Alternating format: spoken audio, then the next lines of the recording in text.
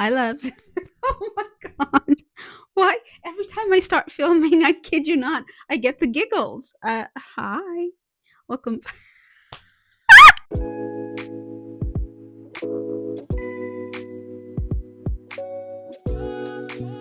Hi, loves. I'm Leila, and welcome to What Leila Loves, a channel about all things fashion and style. If that should interest you, subscribe, turn on the notification bell. I'm delighted to have you. Today, you and I are going to talk about trends. What trends are, what they mean to me, and what they could possibly mean to you, and how to use trends and how to take advantage of what is trending. So, what are trends? The most simplistic way I could explain a trend is simply what is at the forefront of fashion that season, that year, whatever time frame you want to reference, right? So what does that mean? It's at the forefront of fashion. For you and I think that simply translates to it is accessible and readily available. And even though you are not a person who is constantly chasing what is trending, I am definitely not. There is a way that I think we could take advantage of trends, and the way that I take advantage of trends personally. And I wanted to share that with you, and maybe it could give you a few ideas of how to navigate these whole trends category of fashion. Before we even talk about how to take advantage of trends, let's talk about the fact that trends are cyclical. There is almost nothing new under the sun. So before you even consider purchasing anything that is trending, look in your closet, look in your wardrobe, because I guarantee you some of it you already have. The first way to take advantage of trends is to choose and to pick trends that align with you and your personal style. So if something is trending and it aligns with you and your personal style, that is a great time to take advantage of that item trending, whatever it may be, whether it is a color, whether it is a design style and choice, whether it's a design detail, because it is readily available in different price points, right? From Runway all the way to Temu, which is great. Then you get to take your pick at what aligns with your budget, right? The other thing, number two, well, actually more like number one B. Answer that in 3 points. One, and then 1A, and then 1A and B. Is that you also get to choose based off of interpretation. Anytime something is trending, every single designer and every single store will interpret that trend in a different way, which is excellent news because we get to choose not only our price point, but we also get to choose an interpretation of that trend that we like and that we enjoy and that aligns with us and our personal style and our individual taste. Just because something is trending doesn't mean that everybody has to look the same. I know that is the consensus, right? But if you look closely and if you're more intentional with trends, you will realize that most of the time different houses and different brands and different companies and different stores interpret those trends in different ways. So that's great news for you and I, the consumer, because we actually get to choose. We get to choose how much we spend depending on our ability to spend, and we get to choose the design, style, and details of those items depending on which store we buy it from. Second, we have intentionality. Be very, very intentional when you are looking at trends, on what to partake and what to discard and leave, because not every trend is for you. Not every trend is going to work for you, and not every trend is meant for everybody. It is okay sometimes to look at certain things and just admire them. I think admiration is a lost art. We really need to get back to just simply admiring things. Just because somebody is wearing something or has something or is doing this and that doesn't mean that that then is for you, you know? You could sit down and admire something and admire a person or admire a style, a trend. Even when it comes to this era of excess, you could admire somebody's car and home and this and that. You could admire it and then you could release it. It is okay to admire things. It doesn't mean that you have to have them or you have to own them or you even have to try them, right? So be intentional. That is how you take advantage of trends. Pick something that'll be an asset to you now and in the future. Something that you like, something that aligns with you, something that you enjoy, something that you will appreciate even tomorrow and the year after and the year after and the year after. Now, right? Number three is curation. You could use trends to curate your wardrobe into exactly how you want it. All of these points feed off of each other. Anytime there is something trending that aligns with me and that I like, it gives me a really good opportunity to then go ahead and get those things. It helps me to curate my wardrobe and streamline my personal style. A great example of that I will give you for me personally is I love leather. A few years ago, maybe 6 years ago, there was this emergence of leather but in colors, right? Leather was trending, but it was trending heavily as far as colored leather.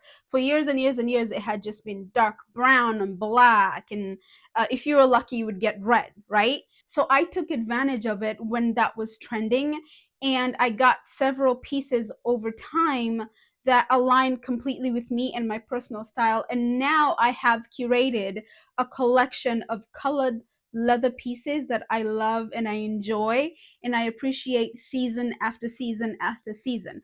And as I said, trends are cyclical. It is a circle, a great big circle, because now this spring we have a resurgence of not just leather for spring and summer, but particularly colored leather. Now I don't have to go out and buy a colored leather piece if I don't want, because I already have some of it.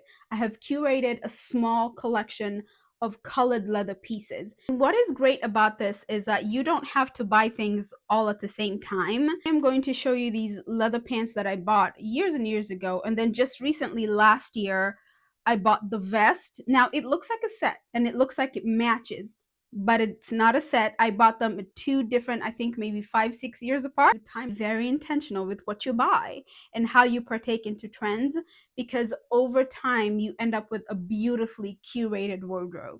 My fourth point has to be my second favorite way to take advantage and use trends, and that is to reimagine what you already have.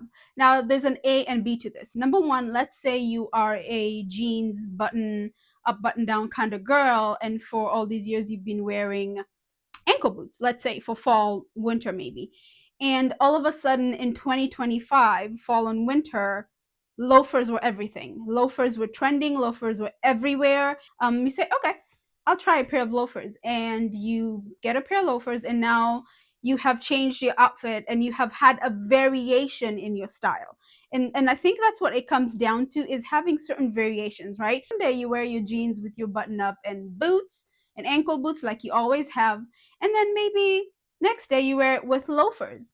And that is the beautiful thing about trends, is that it helps you reimagine what you already have, and it puts a fresh take on what you already own, and it makes things fun again. The minute you introduce something like that that's new but still aligns with you, it makes getting dressed a little bit more fun, because the truth is we kind of all get a little bit tired of what we have after some time, and it's nice to bring in pieces that makes what we have and own come alive again. Number four, point B, uh, is, let's say something is trending and you love it. The thing that you already love, enjoy, appreciate, it is already part of your wardrobe, is all of a sudden trending. And then now guess what happens? Not only is it accessible as far as price points, because then that means you could add one or two more, maybe different colors that you didn't already have, but also in terms of an interpretation. That is then an excellent time to add to what you already have.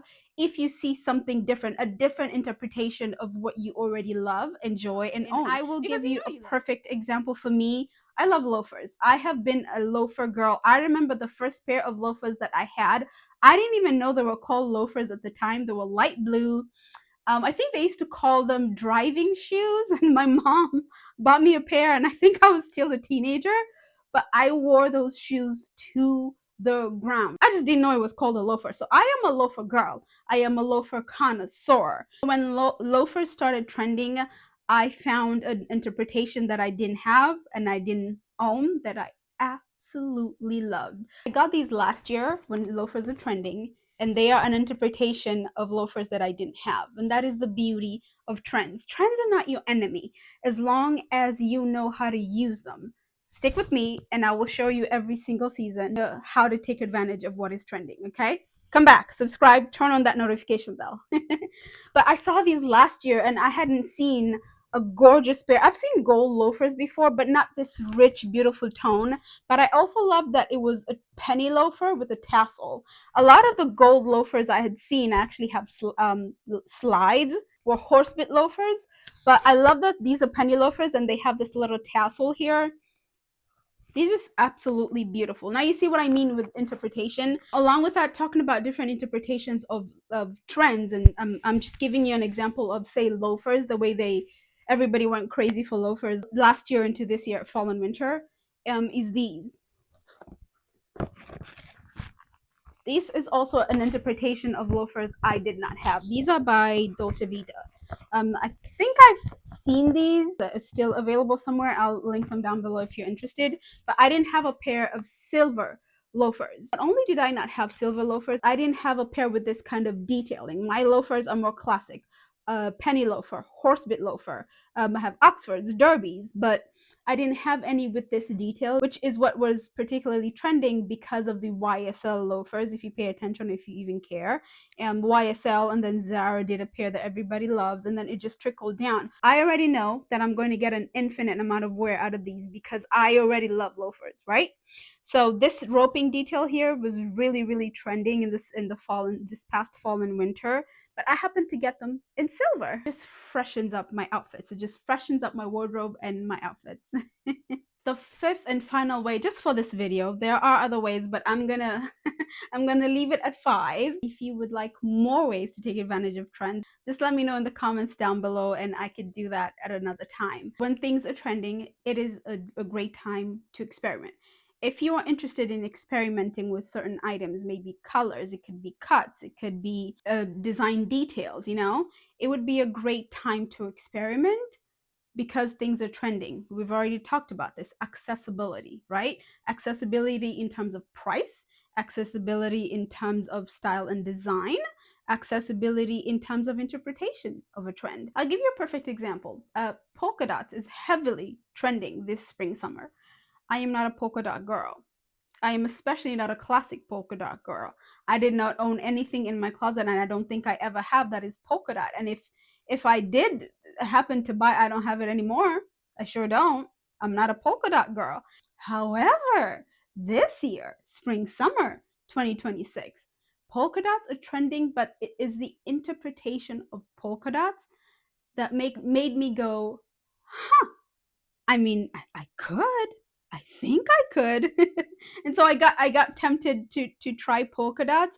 I found an interpretation that I liked, and we will see. The jewelry is still out. I'm going to show you, but the jewelry is still out. I'm not a classic black and white kind of girl. I'm just not. It's not for me in anything, in clothing, in decor. I know it serves its purpose, but I am more of a classic black and cream and a classic navy and cream. I don't even like navy and white. I like navy and cream. The classic polka dots have never been for me.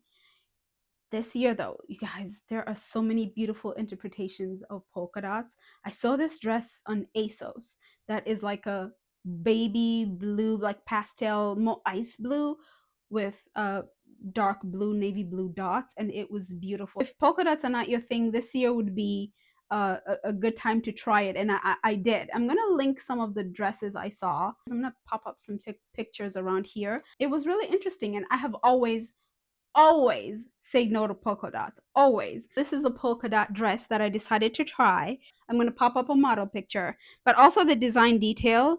It's nice in midi length. Well, for me it'll be maxi because I'm short.